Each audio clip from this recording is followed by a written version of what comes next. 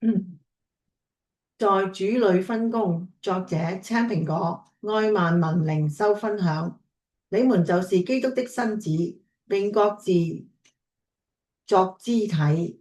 神在教會所設立的，第一是使徒，第二是先知，第三是教師，其次是行異能的，再次是得恩賜醫病的、幫助人的、治理事的、說方言的。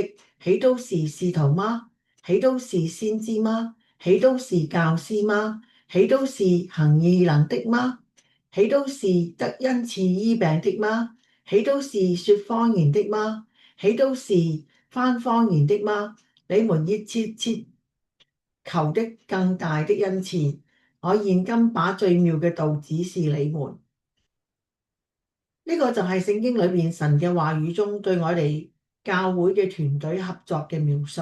佢生動咁樣描繪咗我哋如何透過分工嚟提升團隊嘅整體嘅品質。然而喺我哋喺教會內部，我哋可以將身體比喻為神經系統，因為呢個各個肢體連結起來嘅都係需要利用呢啲神經線。呢啲神經線就係主耶穌基督無條件嘅愛嘅通道。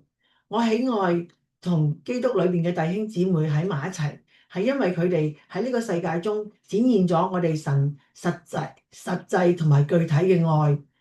佢哋神嘅無條件嘅愛，我喺當中可以享受到。研究一下聖經，為你自己祈求神賜俾你嘅特別恩典啦，就係主耶穌基督嘅救恩啦。最親愛嘅天上阿爸父，感謝你，你俾我哋主耶穌基督無條件嘅愛，並且具體咁樣實踐地喺教會中嘅弟兄姊妹嘅愛裏邊表達出你俾我哋嘅愛。呢一切嘅愛嘅經驗，可以令我經驗到你，緊緊咁掌握到主耶穌基督無條件嘅愛，唔係虛幻嘅，而係實際咁樣可以享受到嘅。以佢為頭嘅教會中嘅緊密聯繫嘅愛喺當中運行。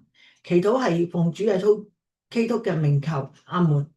各位網上面嘅朋友同埋主內嘅弟兄姊妹，如果你有感動嘅話咧，就俾個 like 我啦。如果你哋覺得可以同朋友分享咧，就撳 share 啦。如果你覺得想知多啲愛萬民靈修分享嘅小道理嘅話咧，就可以撳右下角嘅鈴鐺，免費訂閱神嘅平安頻道啦。願神大大嘅祝福你，再見。